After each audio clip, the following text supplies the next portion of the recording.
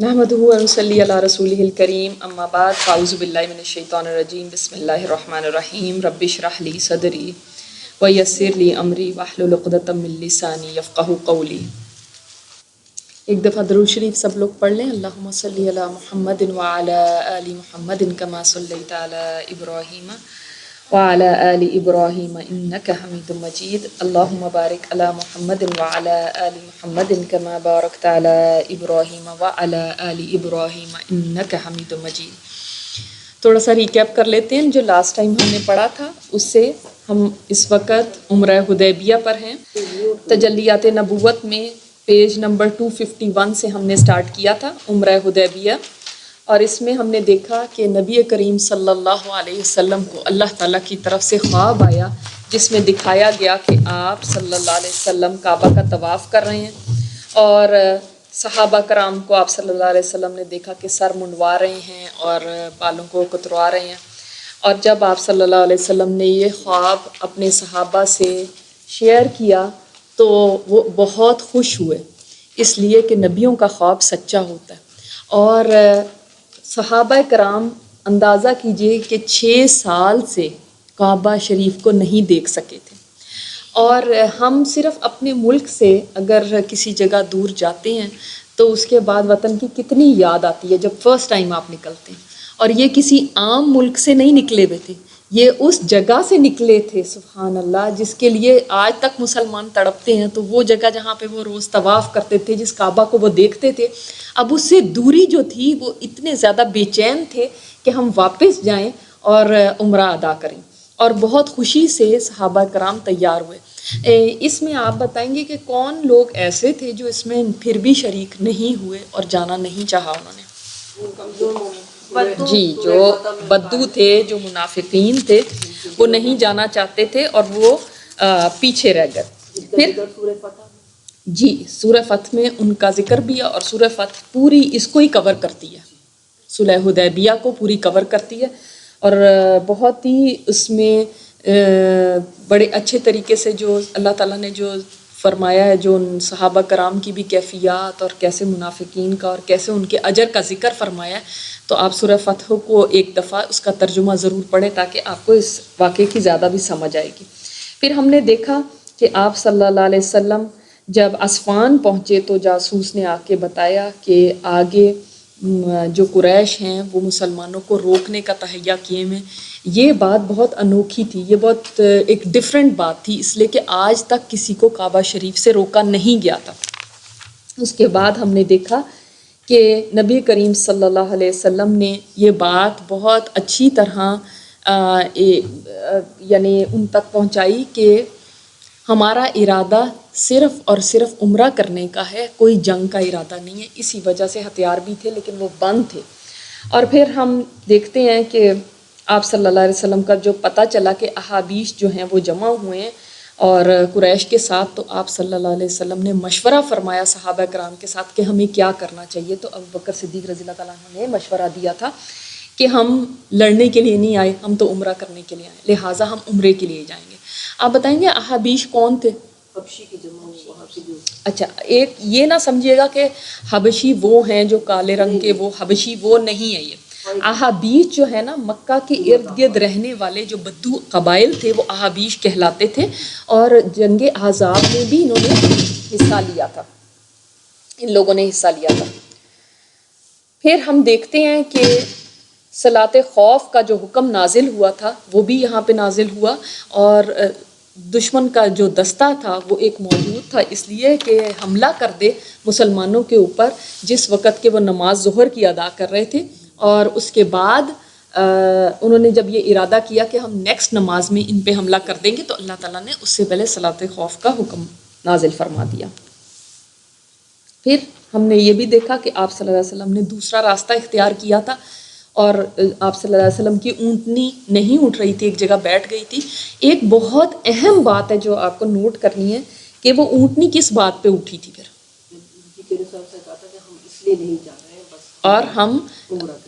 اور آپ صلی اللہ علیہ وسلم کا جو سٹیٹمنٹ تھا نا، وہ آپ کو یاد رکھنے کی ضرورت ہے کہ اس وقت آپ صلی اللہ علیہ وسلم نے فرمایا تھا کہ اللہ کی قسم یہ لوگ مجھ سے کسی بھی ایسے معاملے کا مطالبہ نہ کریں گے جس میں اللہ کی حرمتوں کی تعظیم کر رہے ہوں مگر میں اسے ضرور تسلیم کر لوں گا. یہ سٹیٹمنٹ جو ہے وہ اس لیے بہت امپورٹنٹ ہے کہ اس سے پتہ چلتا ہے کہ نبی کریم صلی اللہ علیہ وسلم کسی طرح کا بھی معاہدہ کرنے کے لیے اب تیار تھے کہ مجھے کوئی معاہدہ کرنا بھی پڑے گا تو ہم معاہدہ کر لیں گے. ٹھیک ہے, پھر یہ ہوا. اس لیے آپ کے ساتھ سارا ایک ریویو کر رہی ہوں کیونکہ کافی دن کے بعد اب کلاس ہو رہی ہے تو آپ کو بھول نہ گیا ہو. اور اس کے بعد پھر اونٹنی اٹھ کے کھڑی ہو گئی. اچھا, پھر فرسٹ پرسن آپ کو یہ دیکھنا ہے کہ اچھا یہاں پہ کچھ لوگوں کے نام ہم نے لاسٹ ٹائم پڑھے تھے. بعض دوسری سیرت کی کتابوں میں آپ کو آگے پیچھے بھی نام ملیں گے کیونکہ ہمیں یہ نہیں ایگزیکٹلی پتہ چلتا کہ کون پہلے اور کون بعد میں ہوا, کتنے دن بعد کون آیا, کتنے دن. یہ جو ٹائمنگ ہے نا یہ ساری تھوڑی تھوڑی ڈفرینٹ ملے گی آپ کو, تو اس سے کنفیوز نہ ہوئیے گا. مگر ہاں لوگ یہی آئے, مگر کون پہلے آیا, کون بعد میں آیا, کون اس کے بعد آیا, وہ تھوڑا شاید آپ کو ڈفرینٹ ملے. تو پہلا آدمی جو آیا بدیل بن ورقہ خزائی, وہ خزاء کی ایک جماعت سے تھا اور یہ لوگ آپ صلی اللہ علیہ وسلم کے خیر خواہ بھی تھے. تو اس نے آ کے جو بات چیت کی آپ صلی اللہ علیہ وسلم نے اس کو پیغام دے دیا, اور اس نے جا کے جب قریش کو پیغام دیا تھا تو آپ کو پتہ ہے کہ اس وقت پھر قریش نے نہیں مانی تھی. پھر اس کے بعد مکرز بن حفص, یہ نمبر 2 آدمی جس کا یہاں پہ ذکر ہے. اس کا بھی سیرت کی کتابوں میں آتا ہے مگر بعض جگہ پہ آتا ہے کہ بہت بعد میں جا کے یہ آدمی آیا تھا, لیکن خیر یہاں پہ سیکنڈ نمبر پہ اس کا ذکر ہے. مکرز کو جب آپ صلی اللہ علیہ وسلم نے دیکھا تھا تو آپ صلی اللہ علیہ وسلم نے فرمایا تھا یہ رجل السوء ہے, یہ شر والا آدمی ہے, برا آدمی ہے, تو اس کے ساتھ کوئی مذاکرات نہیں ہو پائیں گے. پھر اس کے بعد ہم نے دیکھا کہ احابیش کا سردار حلیس بن اکرمہ آیا, اور جیسے میں نے آپ کو بتایا تھا احابیش کون ہے, جو ارد گرد کے بدو قبائل ہیں, ان کا ایک سردار تھا جو آیا. اور آپ صلی اللہ علیہ وسلم نے جب اس کو دیکھا تو آپ نے فرمایا کہ یہ لوگ قربانی کے جانوروں کی بڑی تعظیم کرتے ہیں, تو قربانی کے جانور ان کے آگے کرو. تو آپ کو پتہ ہے نا کتنے سارے قربانی کے جانور تھے, ان کی ایک پریڈ کرائی گئی ان کے سامنے. اور اس نے جب دور سے ہی دیکھا کہ یہ تو لبیک پکار رہے ہیں اور جانور ان کے ساتھ ہیں, تو وہ وہیں سے واپس مڑ گیا. اس نے آنے کی بھی نہیں زحمت گوارا کی, اس نے وہیں سے واپس چلا گیا اور اس نے جا کے کفار سے کہا کہ وہ لوگ تو عمرہ کے ارادے سے ہیں, تم ان کو آنے دو. لیکن وہ قریش جو تھے الٹا اس کے اوپر پل پڑے اور انہوں نے آگے سے کہا کہ تم تو ہو ہی بدو اور تمہیں کیا, اور اس سے بہتر تھا کہ ہم تمہیں بھیجتے ہی نہ, اور اس طرح سے اس کو جو ہے نا بڑا ڈیگریڈ کیا. اس کے بعد اس نے کہا تھا کہ خدا کی قسم اب اس کے بعد احابیش کا ایک فرد بھی تمہارا ساتھ نہیں دے گا. سو کٹ آف ہو گیا. ٹھیک ہے, آپ صلی اللہ علیہ وسلم کی ایک ایسی اسٹریٹجی کی وجہ سے جس کی وجہ سے دیکھیں بات کرنے کی بھی ضرورت نہیں پڑی, کچھ پیغام دینے کی بھی. تو بعض دفعہ انسان کے جو عمل ہوتا ہے, جو اس کا ایکشن ہوتا ہے, وہ speaks louder than words, right. تو پھر یہ ہوا, اور اس کے بعد پھر ہم نے دیکھا کہ جو امپورٹنٹ عروہ بن مسعود ثقفی, جن کے بارے میں آپ کو چاہ رہی تھی کہ ہم بڑی ڈیٹیل کے ساتھ اس واقعے کو کریں, کیونکہ یہ سیرت میں بہت ہی اہم واقعہ ہے. اہم اس لحاظ سے نہیں کہ عروہ آیا اور اس نے بات کی یا کیا اس نے کہا, اہم اس لحاظ سے کہ اس نے واپس جا کے جو رسپانس دیا اور جو الفاظ اس کے تھے صحابہ کرام کے بارے میں, وہ پڑھنے اور سننے کے لائق ہیں. تو ہم دیکھتے ہیں.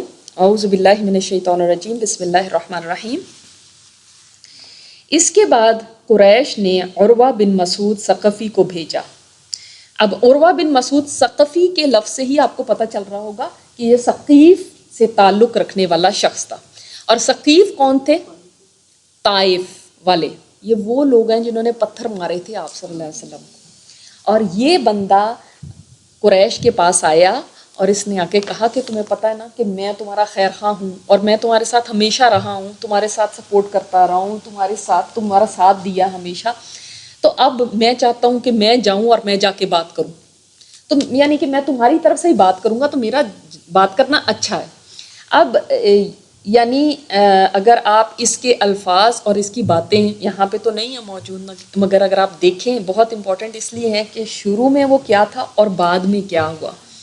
تو اس نے جا کے باتیں, کنونسنگ باتیں کی قریش کو کہ وہ قائل ہو گئے اور انہوں نے کہا کہ ہاں ٹھیک ہے تم جاؤ.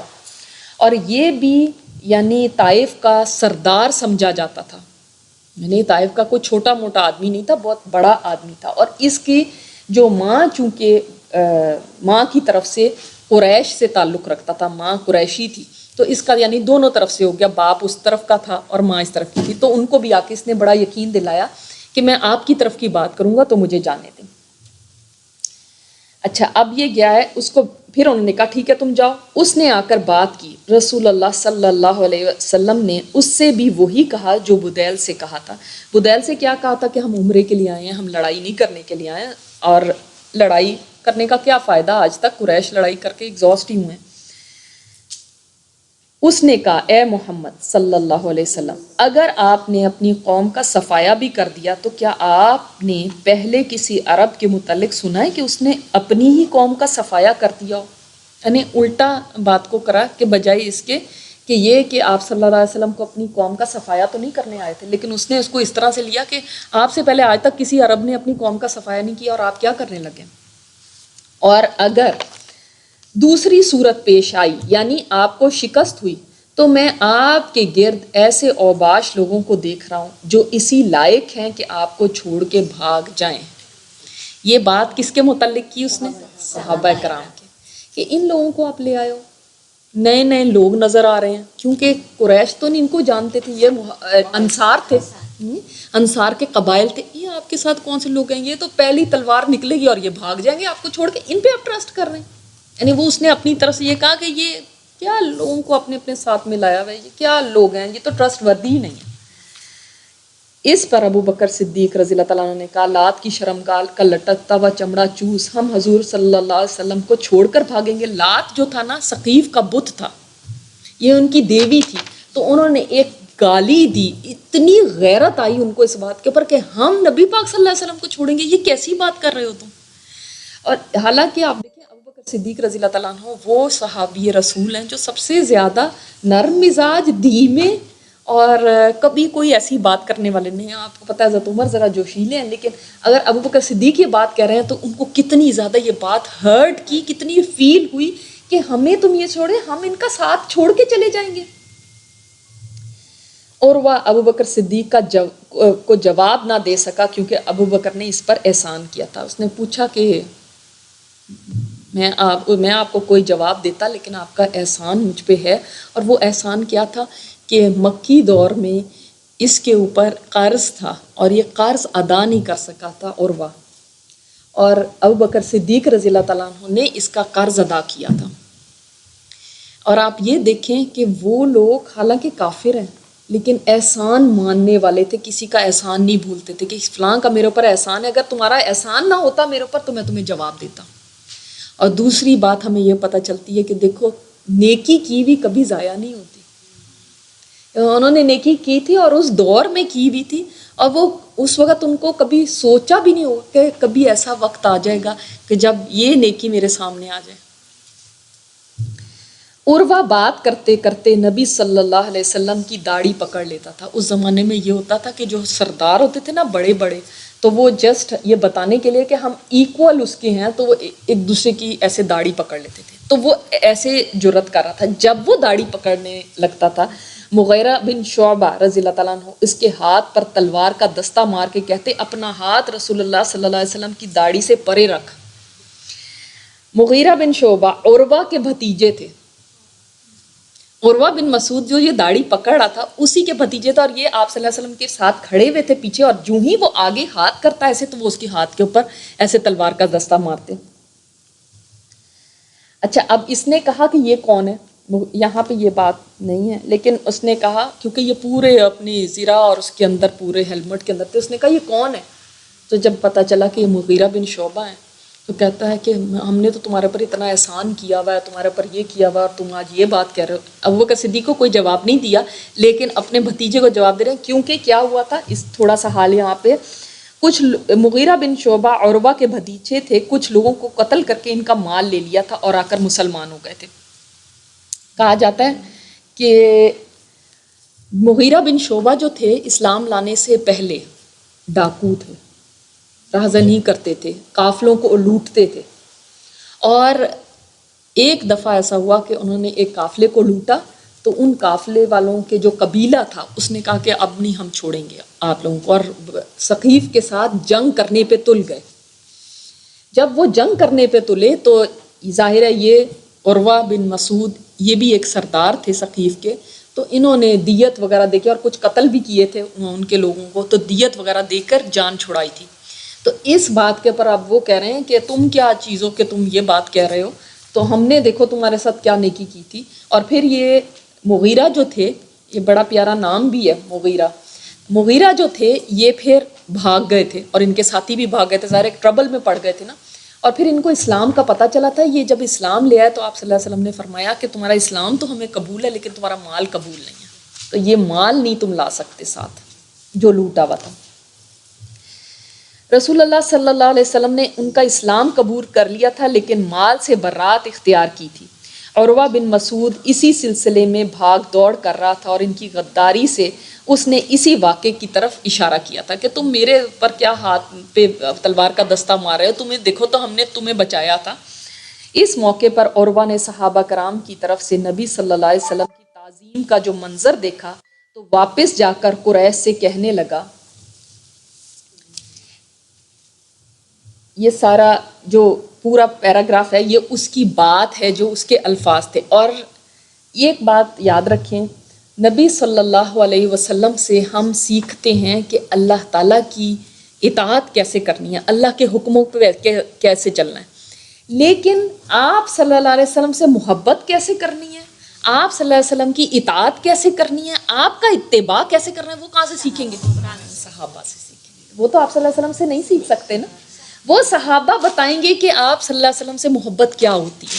وہ صحابہ بتائیں گے کہ آپ صلی اللہ علیہ وسلم کو کاپی کیسے کرنا ہوتا ہے، کیسے ان کو فالو کرنا ہوتا ہے. قرآن پاک میں بھی اللہ تعالیٰ جی، قرآن پاک میں جو سورہ فتح میں آیا ہے، انشاءاللہ ہم اس کے اوپر بھی ابھی بات کرتے ہیں کہ قرآن کریم میں ان صحابہ کرام کی خاص طور پہ جو کہ اس صلح حدیبیہ کے وقت میں موجود تھے، ان کی کیا شان اللہ تعالیٰ نے بیان فرمائی ہے اور کیسے اللہ تعالیٰ ان سے راضی ہو گیا. مگر یہاں پہ جو اس کی بات ہے وہ اس قدر امپورٹنٹ ہے کیونکہ ابھی یہی آدمی کہہ رہا ہے کہ یہ وہ لوگ ہیں جو آپ کو چھوڑ کے بھاگ جائیں گے. اور اس کے بعد چند ہی گھنٹے میں اس نے صرف عمل دیکھا ہے صحابہ کرام کا کہ کیا عمل ہے، اور کیا دیکھا اس نے، کیا وٹنس کیا جو اس نے جا کے قریش سے کہا ہے. اے قوم، واللہ میں قیصر و کسریٰ اور نجاشی جیسے بادشاہوں کے پاس جا چکا ہوں. واللہ میں نے کسی بادشاہ کو نہیں دیکھا کہ اس کے ساتھی اس کی اتنی تعظیم کرتے ہوں جتنی محمد صلی اللہ علیہ وسلم کے ساتھی محمد صلی اللہ علیہ وسلم کی تعظیم کرتے ہیں. یہ کہنے والا کون ہے؟ ایک کافر ہے. اور صحابہ کرام کو نہیں آپ دیکھیں گے کہ کبھی وہ روایت کرتے ہوں ہم ایسے کرتے تھے، ہم یہ کرتے تھے، ہم یہ کرتے تھے، اس لیے کہ اس میں ایک ریاکاری اور وہ ہے نا، وہ ان کی محبت تھی. اور آپ صلی اللہ علیہ وسلم نے کبھی ان کو نہیں یہ حکم دیا تھا کہ آپ ایسے ایسے کرو اور میرے ساتھ یہ کیا کرو، اور جب میں آؤں تو کھڑے ہو جایا کرو، اور جب مجھے دیکھو تو پھر یہ کیا کرو. کچھ بھی آپ صلی اللہ علیہ وسلم کا حکم نہیں تھا. یہ اس کی صرف ایک جو اس نے وٹنس کیا، وہ گیا ہوا تھا بڑے بڑے بادشاہوں کے درباروں میں. اور بڑے بڑے بادشاہوں کے درباروں میں لوگ بادشاہوں کی بہت چاپلوسی کرتے ہیں، بہت کرتے ہیں، لیکن کبھی ایسا منظر کبھی نہیں دیکھا تھا جو اس نے یہاں پہ دیکھا. اور وہ کیا دیکھا؟ کہنے لگا واللہ وہ کھنکار بھی تھوکتے تھے تو کسی نہ کسی آدمی کے ہاتھ پہ پڑتا تھا اور وہ شخص اسے اپنے چہرے اور جسم پہ مل لیتا تھا. یعنی آپ صلی اللہ علیہ وسلم تھوکتے بھی تھے نا تو صحابہ اٹھ کے بھاگتے ہیں کہ میں اپنے ہاتھ میں لے لوں، اور وہ لے کے اپنے چہرے اور ہاتھوں پہ مل لیتے تھے. سبحان اللہ. آج کسی کو آپ بتاؤ گے اس کو بات شاید سمجھ ہی نہ آئے گی، وہ کہے گا یہ کیا، یہ تو کیوں، یہ اس کو بیان نہیں کیا جا سکتا. یہ صرف وہی جان سکتے ہیں جن کے دل میں وہ محبت تھی.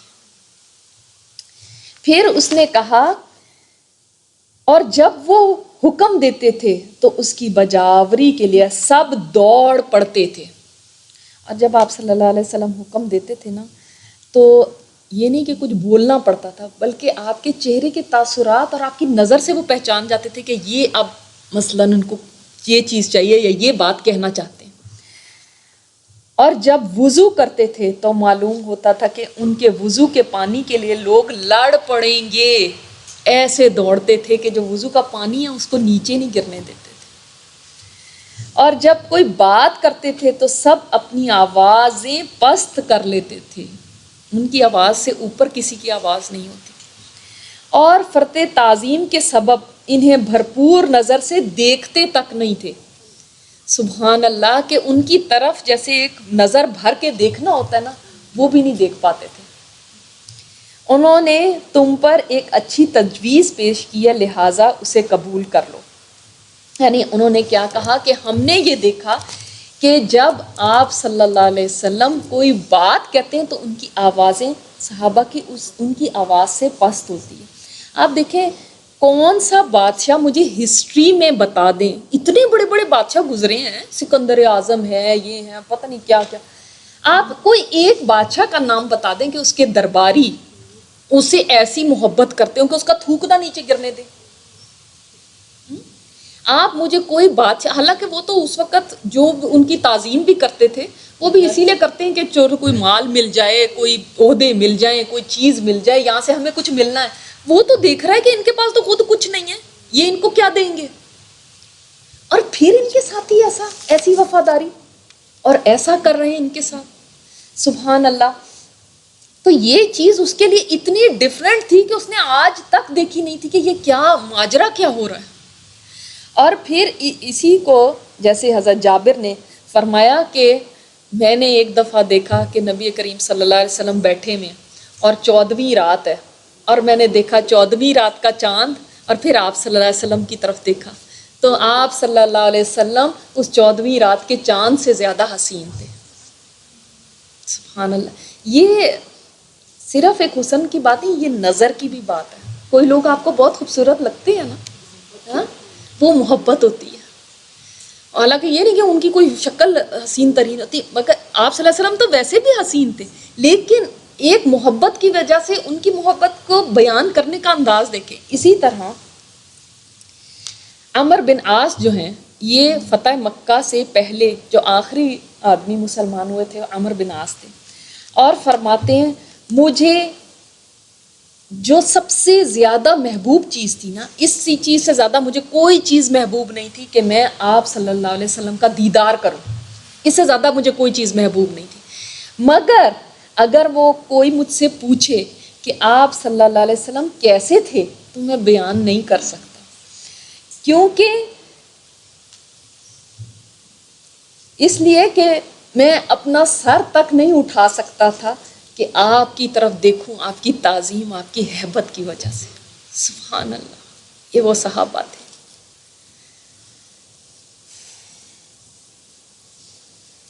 اور اس نے یہ بھی کہا تھا کہ میں نے ایسا گروہ دیکھا ہے جن کو پرواہ نہیں ہے کہ ان کے ساتھ کیا ہو. اگر ان کے ساتھی کو ذرا بھی تکلیف ہوئی تو ان کو نہیں پرواہ ہوگی کہ ہمارے ساتھ کیا ہوتا ہے. حتیٰ کہ ان کی عورتیں بھی ایسی ہیں کہ وہ کسی قیمت پہ ان کے اوپر کوئی آنچ نہیں آنے دے گی. ان کی عورتیں بھی ایسی ہیں. یہ اس نے کہا تھا. یعنی he was so impressed. اب کیا اس کو الفاظ سے کچھ کہا گیا؟ کچھ بھی نہیں.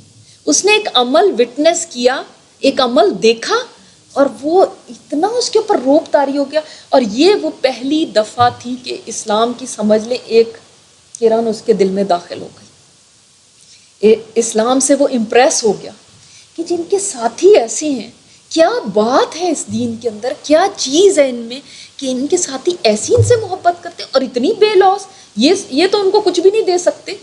وہ جانتا تھا کہ یہ کوئی مالدار نہیں ہے، یہ کوئی ایسے صاحب جائیداد نہیں ہے، کچھ ایسا نہیں. کیا بات ہے. سبحان اللہ.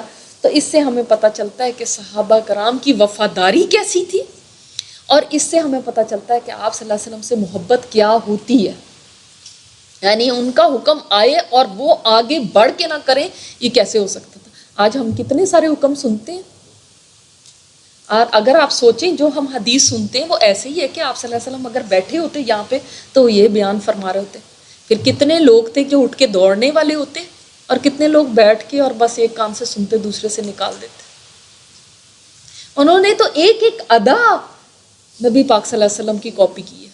یعنی عبداللہ بن عمر کے بارے میں آتا ہے کہ وہ جس راستے سے آپ صلی اللہ علیہ وسلم کو کبھی دیکھا کہ سفر کیا، یہاں پہ نبی پاک صلی اللہ علیہ وسلم نے پڑاؤ کیا تو وہاں پہ پڑاؤ کرتے تھے، چاہے ان کو کوئی ضرورت نہیں بھی ہوتی تھی، وہاں پہ پڑاؤ کرتے. یعنی بے شمار واقعات ایسے ہیں کہ جن میں ہم دیکھتے ہیں کہ صحابہ نے ایسی آپ صلی اللہ علیہ وسلم کی تقلید کی جو کہ کوئی ایسا نہیں تھا کہ یہ جس کو ہم پوچھتے ہیں نا ہمیشہ یہ فرض ہے کہ یہ سنت ہے کہ یہ نفل ہے کہ یہ کیا ہے، انہوں نے نہ پوچھا یہ فرض ہے کہ سنت ہے کہ نفل ہے، انہوں نے بس دیکھا یہ کر رہے ہیں ویسے ہی کرنے لگے. سبحان اللہ، یہ تھی ان کی محبت. اور جب تک محبت نہ ہو کسی سے اس وقت تک اس کو کاپی بھی نہیں کیا جا سکتا، اس کو فالو نہیں کیا جا سکتا. 4 دن آپ کر لیں گے ڈنڈے کے زور پہ کسی کے کہنے کے اوپر، لیکن لانگ ٹرم وہ نہیں چل سکتا جب تک محبت نہ ہو. اس لیے پہلے محبت آتی ہے، پھر ان کا اتباع آتا ہے، پھر ان کو وہ کاپی کرنا، ان کو فالو کرنا آتا ہے، پھر ان کی اطاعت آتی ہے. تو ایسے ہی نہیں یہ رضی اللہ عنہم ورضوا عنہ ہو گئے، کوئی وجہ تھی نا. آپ پتہ چلی کہ جب دشمن ایک بات کو اکنالج کر رہا ہے تو پھر سوچیں کہ پھر وہ کیا گروہ ہوگا صحابہ کا. اللہ تعالیٰ نے اپنے نبی صلی اللہ علیہ وسلم کے لیے بہترین لوگ چنے کہ ان کے ساتھی بنے. اب اس نے کہا کہ میں تمہیں یہ تجویز دیتا ہوں، اس کو قبول کر لو. اس سلسلہ گفتگو کے دوران قریش کے 70 یا 80 پرجوش نوجوان ہنگامہ آرائی کے لیے رات کی تاریکی میں خاموشی کے ساتھ جبل تنعیم سے اتر کر مسلمانوں کے کیمپ میں گھس آئے. اچھا یہ تو بعد کی بات ہے، لیکن یہاں پہ آپ کو پتہ چلا اس نے کہا کہ میں ایک تجویز پیش کرتا ہوں کہ دیکھو یہ لوگ تو صرف عمرے کے لیے آئے ہیں، عمرے کی غرض سے، تو ان کو عمرہ کرنے دیا جائے، ان کا راستہ چھوڑ دو. یہ ان کے ساتھ تو مقابلہ نہیں کر سکتے. آپ دیکھ لیں کہ جب ایمان ہوتا ہے نا، جس کو کہتے ہیں ایمان کیا چیز ہے، یہ چیز جب کافر بھی دیکھتا ہے نا کہ یہ اپنے اصولوں پہ ڈٹے ہوئے ہیں اور یہ کسی طرح ہل نہیں سکتے، اس وقت وہ بھی قائل ہو جاتے ہیں، وہ بھی آپ کو اپریشیٹ کریں گے.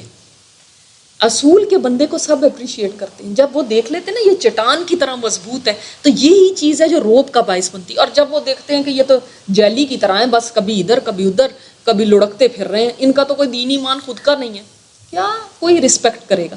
ایون کافر چاہے وہ ایمان نہیں بھی لے کر آئے، لیکن اگر آپ اصول کے پابند ہیں تو وہ ضرور آپ کو رسپیکٹ کریں گے. اچھا پھر آپ کو تھوڑا سا یہ بتا دوں، انشاءاللہ تعالیٰ بعد میں بھی ہم اس کو کور کریں گے کہ یہ عروہ بن مسعود جو تھے یہ بعد میں اسلام لے آئے تھے، فتح مکہ کے بعد یہ اسلام لے کر آئے تھے. اور ان کے بارے میں آتا ہے کہ جب آپ صلی اللہ علیہ وسلم کی خدمت میں حاضر ہوئے اور انہوں نے کلمہ پڑھا تو اس کے بعد آپ صلی اللہ علیہ وسلم نے ان سے فرمایا تھا کہ میں تمہاری جان کے بارے میں ڈرتا ہوں کہ تمہاری جان کو خطرہ ہوگا، اور یہ اجازت چاہ رہے تھے کہ میں واپس اپنے قبیلے میں چلا جاؤں اور ان کو دین کی دعوت دوں. تو جب آپ صلی اللہ علیہ وسلم نے یہ فرمایا تو انہوں نے فرمایا تھا کہ یا رسول اللہ میرے تو قبیلے والے میری اتنی عزت کرتے ہیں، اتنی عزت کرتے ہیں کہ میں اگر سویا بھی ہوتا ہوں تو مجھے جگاتے نہیں ہیں، اتنی میری تعظیم کرتے ہیں. تو آپ نے فرمایا لیکن اسلام لانے کے بعد تو نہیں ہے نا ایسا. اور واقعی ایسا ہوا، کیونکہ نبی پاک صلی اللہ علیہ وسلم سمجھتے تھے کہ جب اسلام لے آتا ہے کوئی تو آزمائشیں آتی ہیں.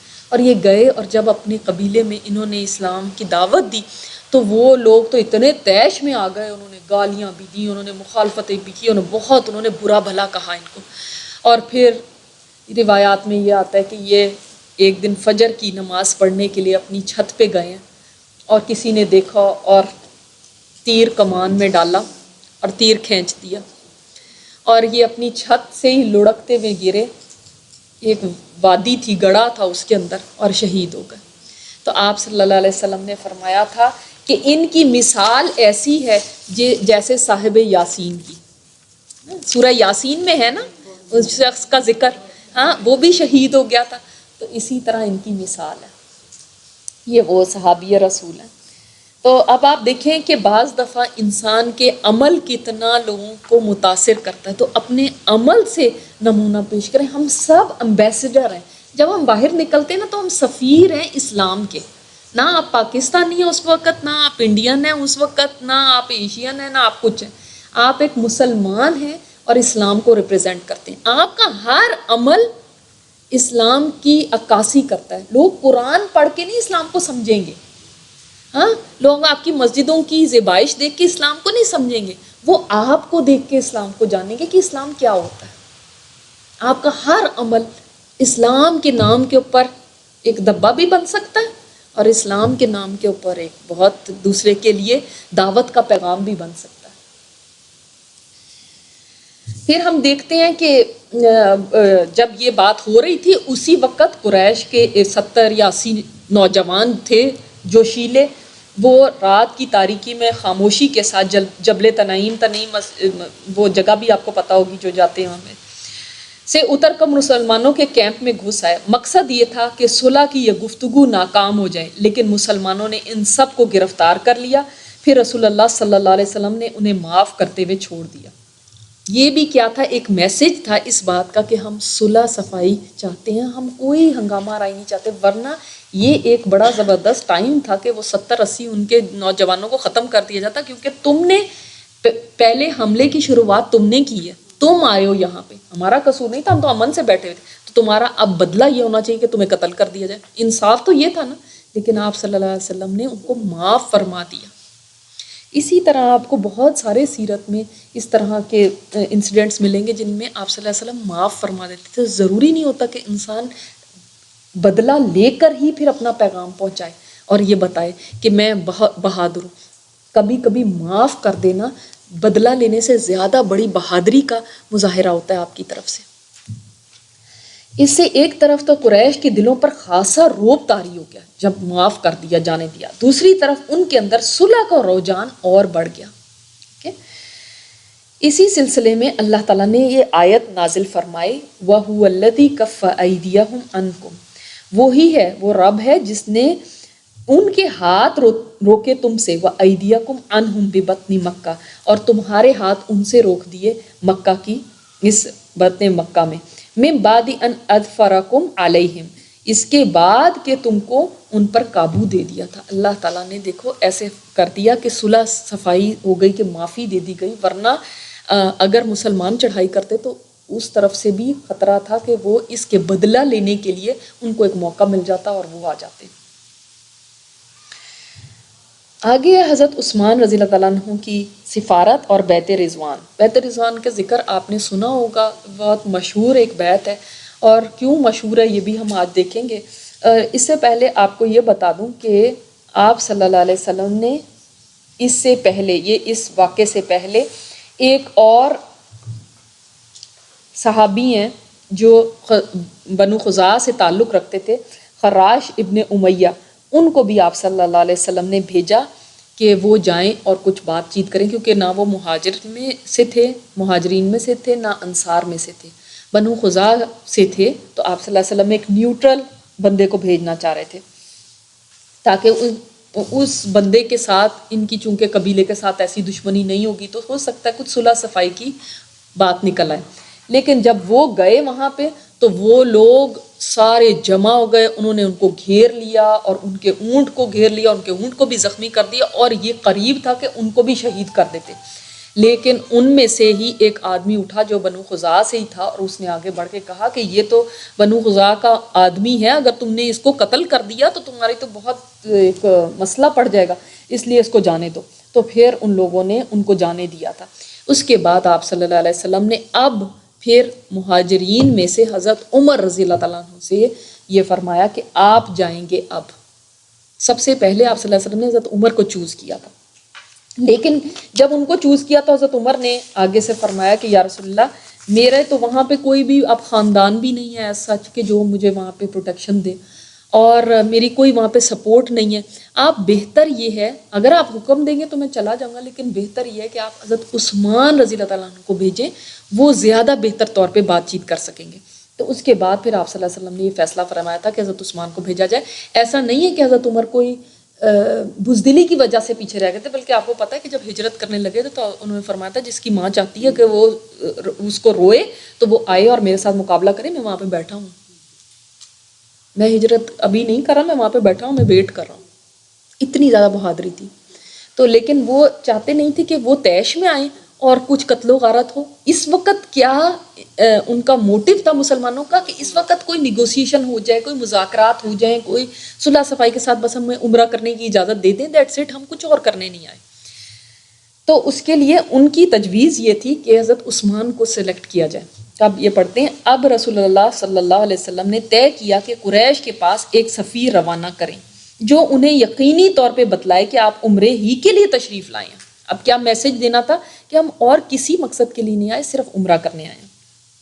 چنانچہ آپ صلی اللہ علیہ وسلم نے عثمان بن عفان رضی اللہ تعالیٰ عنہ کو، ایک عثمان بن مظعون بھی ہیں، ایک عثمان بن عفان ہے، ٹھیک ہے، یہ وہ ہیں جو آپ صلی اللہ علیہ وسلم کی داماد تھے، کو روانہ فرمایا اور انہیں یہ بھی حکم دیا کہ وہ مکہ کے کمزور مومن مردوں اور عورتوں کے پاس جا کر انہیں قریب ہی فتح کی بشارت سنا دیں اور یہ بتلا دیں کہ اللہ عز و جل اپنے دین کو مکہ میں ظاہر اور غالب کرنے والا ہے، یہاں تک کہ کسی کو ایمان چھپانے کی ضرورت نہ ہوگی۔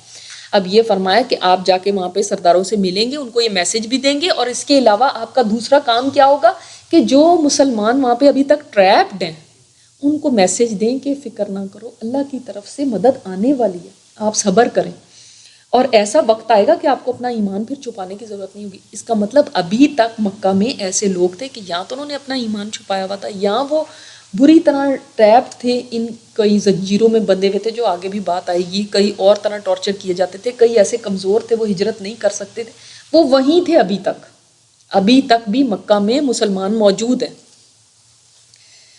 حضرت عثمان رضی اللہ تعالیٰ عنہ اب یہ آبان بن سعید اموی کی پناہ میں مکہ کے اندر داخل ہوئے۔ اب یہ کیا تھا کہ حضرت عثمان ڈیفرنٹ راستوں سے انہوں نے ٹرائی کیا مکہ میں داخل ہونے کے لیے، لیکن ہر راستے پہ رکاوٹیں تھیں۔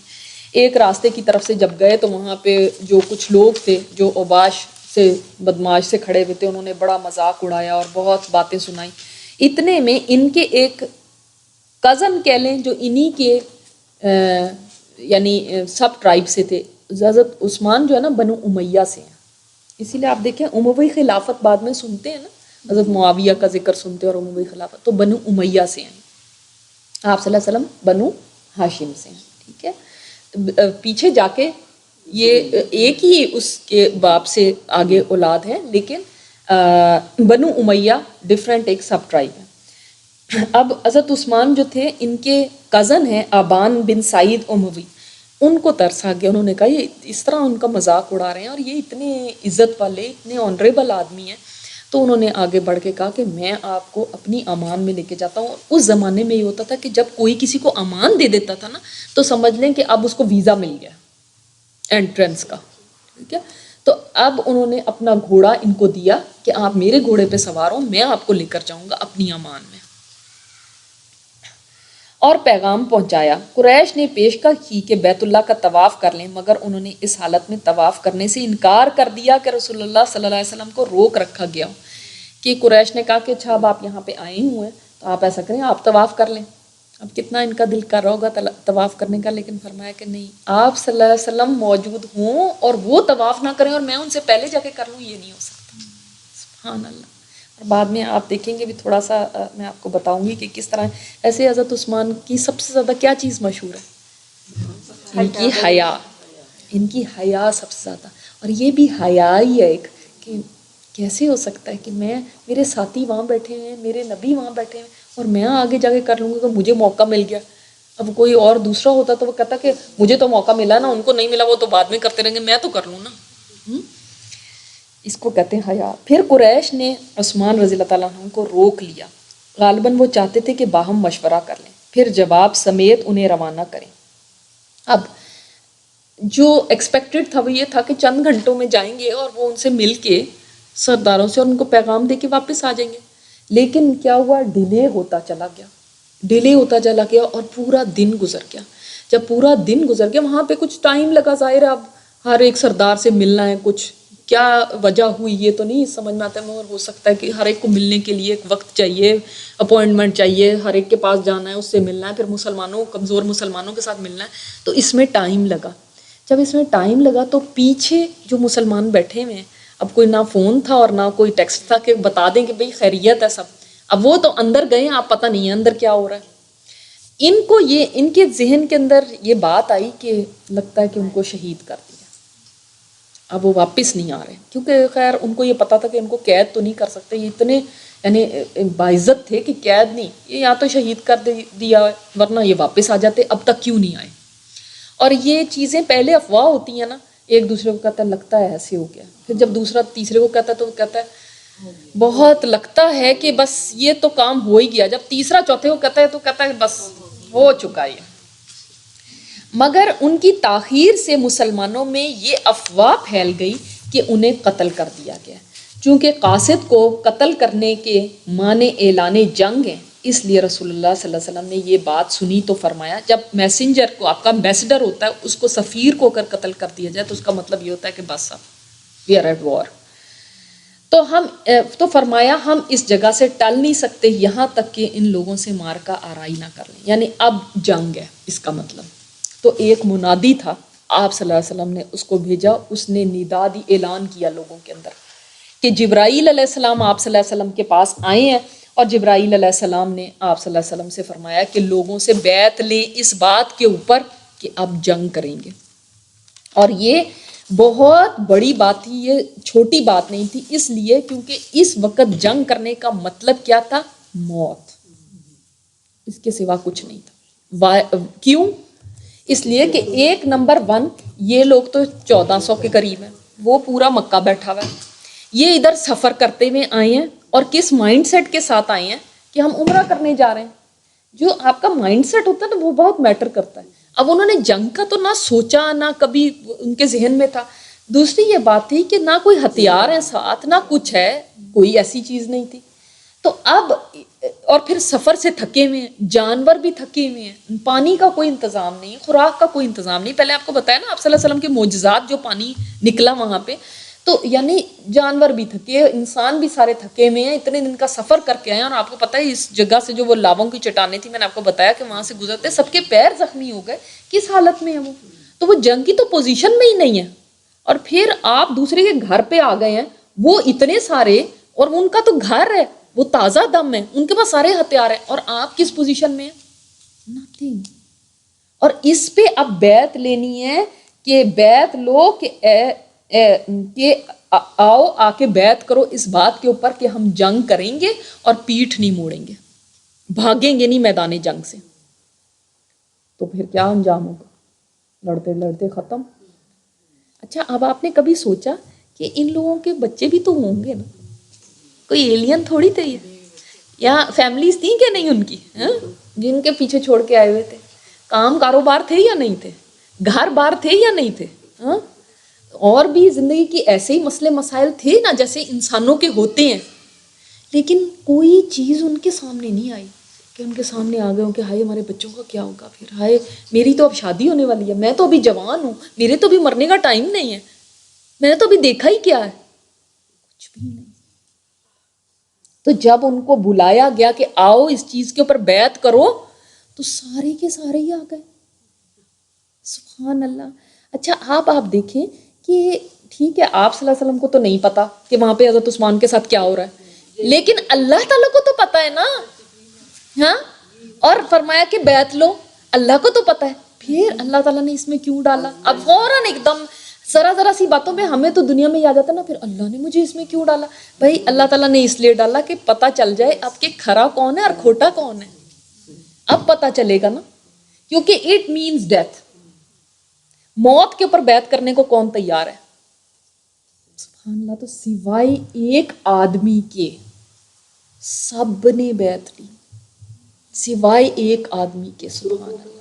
اور وہ بھی کہا جاتا ہے کہ ہو سکتا ہے وہ وہی ہو، وہ ایک منافق تھا، سوائے اس کے سب نے بیعت لی۔ اور پھر اللہ تعالیٰ نے دیکھیں ان کے ایمانوں کی گواہی دی ہے۔ پھر آپ صلی اللہ علیہ وسلم نے ایک درخت کے نیچے صحابہ رضی اللہ تعالیٰ عنہم کو جنگ پر بیعت کرنے کی دعوت دی، صحابہ ٹوٹ پڑے۔ کیا کوئی پیسے مل رہے تھے؟ ہم تو پیسے جہاں پہ مل رہے ہیں وہاں پہ ٹوٹ پڑتے ہیں نا، اپنی جان دینے کی بات تھی۔ اور بڑی گرم جوشی کے ساتھ موت پر اور میدان سے نہ بھاگنے پر بیعت کی۔ رسول اللہ صلی اللہ علیہ وسلم نے اپنا ایک ہاتھ دوسرے ہاتھ سے پکڑ کر فرمایا یہ عثمان کا ہاتھ ہے۔ آپ صلی اللہ علیہ وسلم اپنا ہاتھ آگے کرتے تھے اور صحابی اپنا ہاتھ آپ کے ہاتھ میں رکھتے تھے، اور یہ بیعت ہوتی تھی، ٹھیک ہے۔ لیکن جب سب سے بیعت کر لی تو آخر میں اپنا ہاتھ رکھا اور پھر اپنا ہی دوسرا ہاتھ اوپر رکھ دیا اور فرمایا یہ عثمان کا ہاتھ ہے، یعنی اگر عثمان غنی ہوتے یہاں پہ تو وہ بھی بیعت کرتے۔ اور اس میں حضرت عثمان کی بہت شرف ان کا پتہ چلتا ہے، ان کی شان پتہ چلتی ہے کہ آپ صلی اللہ علیہ وسلم نے اپنے ہاتھ کو حضرت عثمان کا ہاتھ پریٹینڈ کیا، سمجھو. اور دوسری بات یہ کہ آپ صلی اللہ علیہ وسلم کو کتنا ٹرسٹ تھا، اتنا ٹرسٹ تھا حضرت عثمان کے اوپر کہ وہ اگر یہاں پہ ہوتے تو یہ کیا اس چیز کی گواہی نہیں ہے کہ آپ صلی اللہ علیہ وسلم خود اس چیز کے گواہ ہیں کہ وہ ہوتے تو وہ کبھی پیچھے نہ ہٹتے. پھر بھی کچھ لوگ صحابہ کرام کی شان میں گستاخی کرتے ہیں یا کچھ ہے. اور سب سے بڑی بات دیکھیں، اللہ تعالیٰ نے فرمایا، یہ سورہ فتح میں 26واں پارہ ہے، آیت نمبر 10، ان الذین یبایعونک، وہ لوگ جو آپ سے اے نبی آپ سے بیعت کر رہے تھے، انما یبایعون اللہ، وہ آپ سے نہیں، وہ اللہ سے بیعت کر رہے تھے. ید اللہ فوق ایدیہم، اللہ کا ہاتھ ان کے ہاتھوں کے اوپر تھا. وہ آپ صلی اللہ علیہ وسلم کا ہاتھ ہے، ان کا ہاتھ ہے، اور اس کے اوپر اللہ تعالیٰ نے فرمایا اللہ کا ہاتھ تھا. سبحان اللہ، ان کی اتنی بڑی شان ہے کہ سب سے اوپر ٹاپ پہ جو شان ہے نا وہ کن کی ہے؟ نہیں، کن صحابہ کی ہے؟ بدری صحابہ کی. شابہ بدری صحابہ کی ہے. اور نمبر 2 پہ ان لوگوں کی شان ہے. کیا سملر ہے دونوں میں؟ اللہ نے کہا جان دے دی، تیاری نہیں تھی. دیکھیں بدر میں بھی کیا تھا، جنگ کے لیے نہیں گئے تھے. سبحان اللہ، جب بدری صحابہ کے بارے میں آتا ہے تو یہ آتا ہے کہ چیتڑوں میں تھے، کپڑے بھی پورے نہیں تھے، ایسے ہی بس ایسے چیتڑے پہنے ہوئے، اور کسی نے ہاتھ میں ڈنڈے پکڑے ہوئے، کسی نے کچھ پکڑا، اور نحیف ہیں، کمزور ہیں، کیونکہ جب مدینہ آئے تھے تو کتنے بیمار بھی ہوئے، کتنے ان کے حالات بھی اتنے کمزور ہیں. اور جب آپ صلی اللہ علیہ وسلم نے پکارا ہے تو اسی وقت کھڑے ہو گئے جنگ کرنے کے لیے.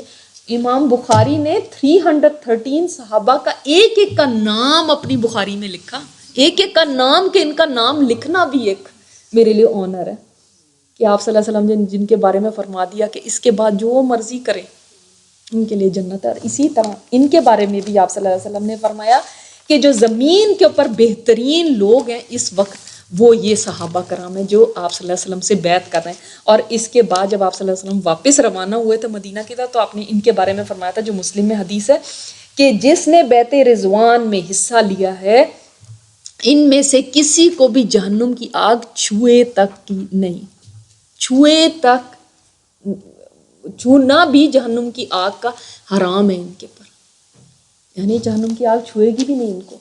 اتنی بڑی فضیلت ہے ان صحابہ کرام کی، یہ معمولی بات نہیں تھی. اللہ تعالیٰ آزماتا ہے، لیکن آپ نے دیکھا کہ جب آزمائش ہوتی ہے اور انسان اس میں پاس ہوتا ہے تو اللہ کی طرف سے کیا انعام ہوتا ہے کہ فرمایا. اب آگے دیکھیں، اچھا یہ تو، لیکن جب بیعت مکمل ہو گئی تو حضرت عثمان بھی آ گئے، اور اللہ نے اس بیعت کی فضیلت میں یہ آیت نازل فرمائی، لَقَدْ رَضِيَ اللَّهُ عَنِ الْمُؤْمِنِينَ إِذْ يُبَايِعُونَكَ تَحْتَ الشَّجَرَةِ، اللہ ان مومنوں سے راضی ہو گیا جنہوں نے درخت کے نیچے آپ صلی اللہ علیہ وسلم کو بیعت دی ہے. کتنا بڑا سرٹیفکیٹ مل گیا ان کو، قرآن میں آ گیا، رہتی دنیا تک. اب اس سے زیادہ کوئی اندھا ہی ہوگا جس کو یہ بات نہیں سمجھ آئے کہ ان صحابہ کی فضیلت کیا ہے جن کو اللہ تعالیٰ فرما دے کہ اللہ ان سے راضی ہو گیا، جن میں عمر بھی ہیں، ابو بکر بھی ہیں، عثمان بھی ہیں، عثمان نہیں، دوسرے صحابہ بھی ہیں کتنے. اور حضرت عثمان کا آپ صلی اللہ علیہ وسلم نے ریپرزینٹ کیا. پھر بھی جو حضرت عثمان کو کہیں، اور خوارج نے جا کے ان کو شہید کیا تھا، اور خوارج میں سے ایک نے آ کے کہا تھا ایک دفعہ ایک صحابی رسول سے کہ حضرت عثمان کے بارے میں آپ کیا کہتے ہیں، اللہ کی قسم کھا کے مجھے ایک بات بتائیں کہ عثمان کیا بدر میں شریک ہوئے؟ میں نے کہا تم نے اللہ کی قسم دی ہے؟ تو میں کہتا ہوں کہ ہاں، نہیں شریک ہوئے تھے. کہنے لگا اچھا تو انہوں احد میں وہ بھاگے تھے؟ فرمایا تم نے اللہ کی قسم دی ہے تو ہاں بھاگے تھے. کہنے لگا اور بیعت رضوان میں شامل نہیں تھے؟ ہاں تم نے اللہ کی قسم دی تو واقعی نہیں تھے. کہتا ہاں بس میرا تو کام ہو گیا، دیکھا یہی میں سننا چاہتا. اور جو وہ واپس پلٹا تو انہوں نے بلایا واپس آؤ. اور ایک بات سنو، بدر میں اس لیے شامل نہیں تھے کہ آپ صلی اللہ علیہ وسلم کی بیٹی رقیہ جو تھی وہ بیمار تھی، اور آپ صلی اللہ علیہ وسلم نے ان سے فرمایا تھا کہ تم یہاں پہ رہو پیچھے، تو آپ کے حکم کی تعمیل میں پیچھے رہے تھے. احد میں جو وہ بھاگے تھے تو اللہ نے آیات اتار دی قرآن میں کہ اللہ نے ان کو معاف کر دیا ہے. تو پھر اس کے بعد کیسے آپ، اور آپ صلی اللہ علیہ وسلم نہیں، ظاہر ہے اللہ تعالیٰ نے اس میں حکم دی تھا آپ بھی ان کو معاف کرتے. اور پھر تیسرے اس میں تو آپ صلی اللہ علیہ وسلم کا ہاتھ ان کے، اور یہ ساری بیعت رضوان ہوئی کس لیے؟ انہی کی تو وجہ سے ہوئی. تو تم یہ سوچتے ہو ان کی شان کا تم کیا کہہ سکتے ہو جو جن کی یہ شان ہے.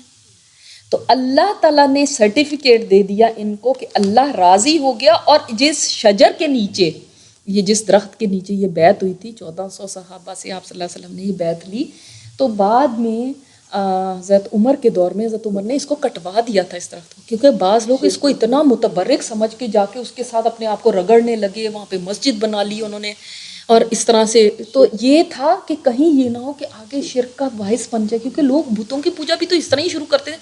استغفر اللہ, آج تک اگر شاید اگر درخت ہوتا نا وہ تو اس کی پوجا ہی شروع کر دینی تھی. تو اس سے پتہ چلتا ہے کہ ایسی چیزوں کو ایسا نہیں کرنا چاہیے کہ ان کو مقدس بنا کے اور پھر ان کے ساتھ کچھ برکت کا کانسیپٹ خود سے بنا لیا جائے کہ اس سے برکت ہے, سوائے ان چیزوں کے جن میں آپ صلی اللہ علیہ وسلم نے خود برکت کا فرمایا. اس کے علاوہ کسی چیز کو بھی ایسا سمجھ لینا. بلکہ اس درخت کا تو اگلے سال صحابہ کرام سے پوچھا گیا وہ کون سا درخت تھا, تو ان کو یاد ہی نہیں تھا.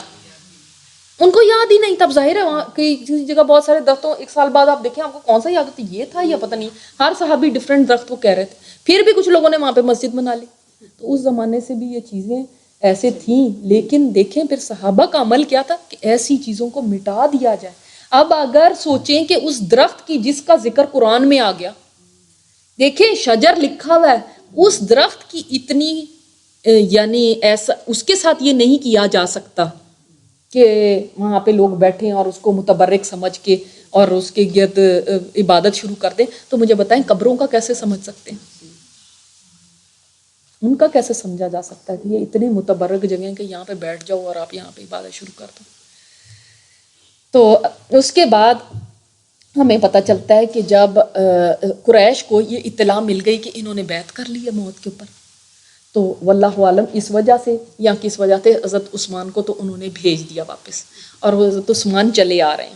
اچھا یہ بھی کہا جاتا ہے کہ جب قریش کو یہ بات پتہ چلی کہ انہوں نے یہ بیعت کر لی ہے, تو بحقی میں آتا ہے کہ وہ کپ کپانے لگے, یہ کیا ہو گیا. یعنی دیکھو ایمان کا روب کتنا ہے. ایمان ایسے نہیں ہے, ایمان ایسی چیز ہے کہ جو دشمن کو کس طرح سے ڈگمگا دیتا ہے. آج یہ ایمان نہیں ہے. آج ہم خود ایسے ہیں فلمزی.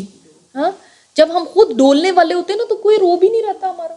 کیا دشمن یا کیا کوئی کیا سمجھے گا کہ یہ کیا ہے. روب تبھی آپ کا ہوتا ہے جب کہ دوسرا یہ جان لیتا ہے کہ یہ کسی طرح کمپرومائز نہیں کریں گے اپنے دین پہ, یہ پکے ہیں, یہ جان دے دیں گے لیکن یہ ہٹیں گے نہیں اپنے دین سے. تو یہ ہمیں پتہ چلتا ہے اس سے. دوسرے ہمیں یہ پتہ چلتا ہے کہ حضرت عثمان جب چلے آ رہے تھے تو اس وقت ایک صحابی گئے ان کے پاس اور انہوں نے کہا کہ اب آپ کو تسلی ہو گئی, آپ نے تو طواف وغیرہ کر لیا ہوگا اور یہ سب.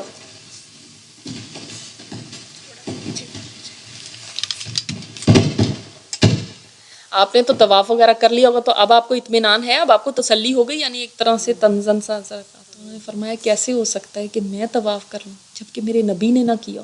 اور اسی طرح جب وہ آئے نہیں تھے تو پھر بھی کچھ صحابہ نے کہا, اب وہ اتنے تڑپ رہے تھے نا طواف کے لیے اور اس کے لیے, تو انہوں نے آپ صلی اللہ علیہ وسلم سے بعض صحابہ نے کہا کہ وہ تو وہاں پہ چلیں گے, ضرور انہوں نے طواف کر لیا ہوگا. تو آپ نے فرمایا کہ میں یہ سمجھتا ہوں کہ عثمان نے کبھی ایسا نہیں کیا ہوگا. یعنی اتنی آپ صلی اللہ علیہ وسلم کو ان کے اوپر ٹرسٹ تھا. اتمام صلح, قریش نے اس بیعت کا حال سنا تو ان پر زبردست روب طاری ہوا اور انہوں نے صلح کرنے کے لیے سہیل بن عمر کو بھیجا.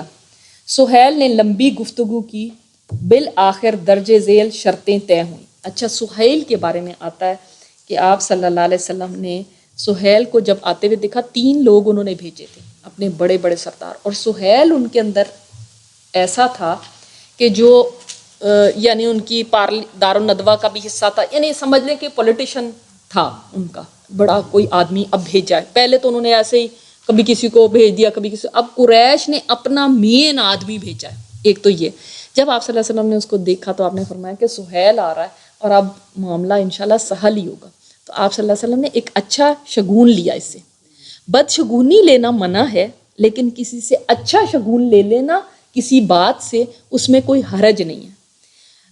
مثال کے طور پہ اگر مثلاً ہے کہ ایک ایگزامپل کے طور پہ آپ کو بتا رہی ہوں کہ مثلا میں کوئی دعا کرتی ہوں اور رات کو مجھے کوئی خواب ایسا آ جاتا ہے کہ جس سے مجھے لگتا ہے کہ ہاں یہ اسی سے ریلیٹڈ کوئی بات تھی، تو اس سے اچھا ایک شگون لیا جا سکتا ہے کہ یہ کوئی اچھی بات ہے، اس کا مطلب اس کام کو کیا جائے، یا یہ ایک اچھے اللہ کی طرف سے اشارہ آ گیا، تو اچھا شگون لینے میں کوئی حرج نہیں۔ دوسرے میں آپ کو یہ بتانا چاہتی ہوں کہ سہیل جو تھا یہ بھی بعد میں مسلمان ہو گیا، لیکن اس کی کوئی آپ کو بات یاد آتی ہے جو میں نے آپ کو پہلے بتائی ہو؟